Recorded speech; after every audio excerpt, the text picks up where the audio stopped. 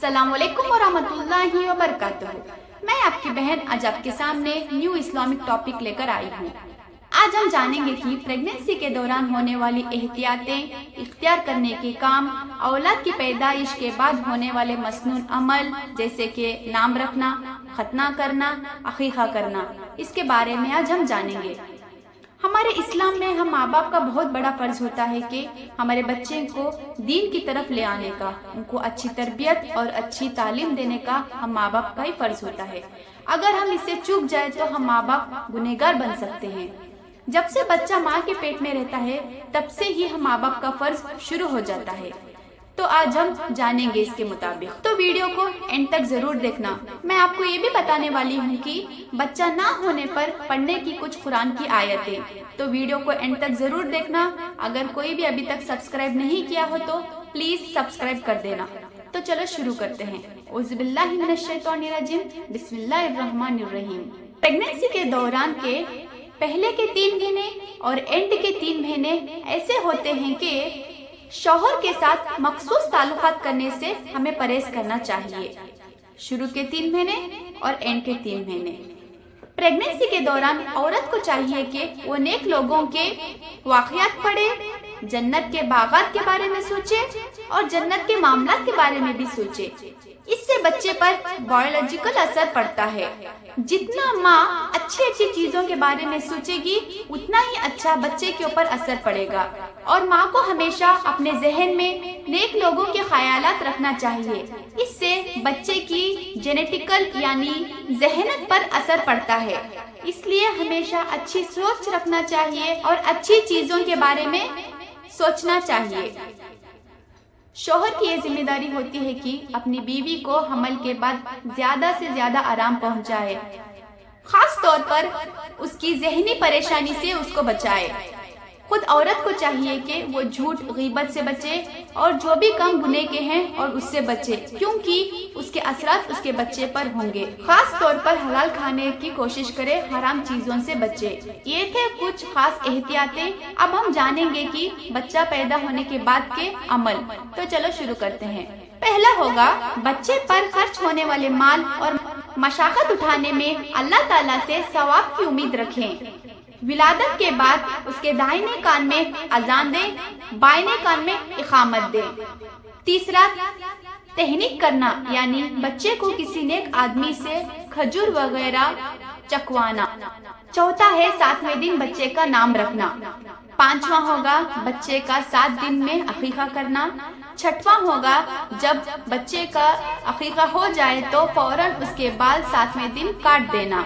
6वां होगा जानवर ज़ुबाह करके बच्चे का सर मुंडवाना, फिर सर पर जाफरान लगाना। 7वां होगा बच्चे के सर मुंडवाने के बाद उस बालों के मुताबिक चांदी सदका देना। 8वां बचपन में ही खतना करना। 9वां जब बच्चा बोलना शुरू करे तो सबसे पहले कलिमा तैयबा सिखाना।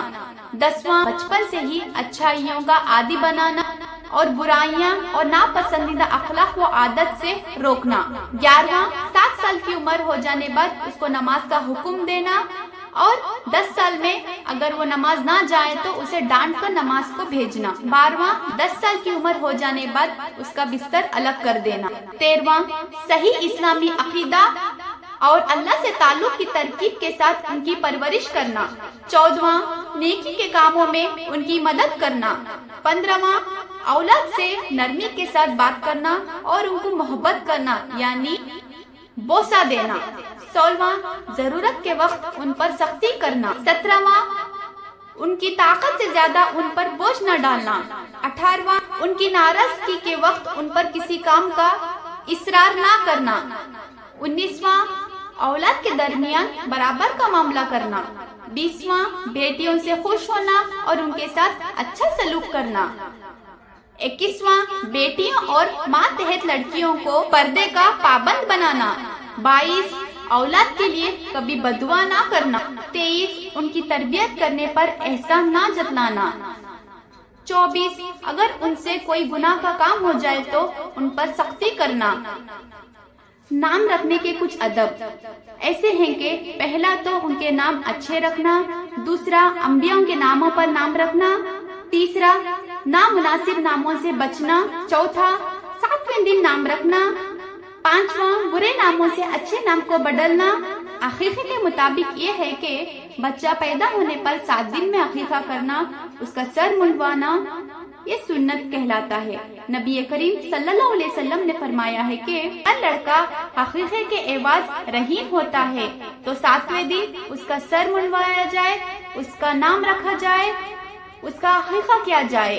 7वें दिन अकीक़ा करना तो सुन्नत है, अगर ना हो सके तो फिर जब कभी भी मौका मिले तो अकीक़ा की सुन्नत अदा कर देना बहुत जरूरी है। मैं अब आपको कुरान की कुछ आयतें बताने वाली हूँ। जिस किसी को भी बच्चा ना हो तो इंशाअल्लाह अल्लाह चाहा तो इस दुआ पढ़ने से हो जाएगा। तो चलो शुरू करते हैं। रब्बी ला तज़रनी फर्दों व अंता खैरुल वारिसीन। इसका तर्जुमा ये है कि ऐ मेरे परवरदिगार, मुझे अकेला मत छोड़िए, आप तो सबसे बेहतर वारिस हैं। ये है सूरह अंबिया की आयत नंबर 89।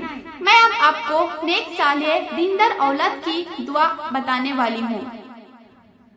रब्बी हबली मिन लदुनका ज़ुर्रियतन तय्यिबा इन्नका समीउ दुआ। ये है सूरह अल इमरान की आयत नंबर 38। रब्बी हबली मिनस सॉलिहीन, ये है सूरह सफ़त आयत नंबर 100। रब्बी ला तज़रनी फर्दों व अंता खैरुल वारिसीन, ये है सूरह अंबिया की आयत नंबर 89।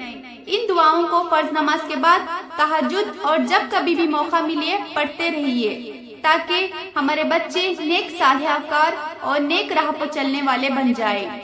तो ये था आज का टॉपिक। आपको अच्छा लगा हो तो प्लीज लाइक, शेयर और सब्सक्राइब कर देना। तो इंशाल्लाह नेक्स्ट वीडियो में फिर मिलूंगी। अस्सलाम वालेकुम व रहमतुल्लाहि व बरकातहू।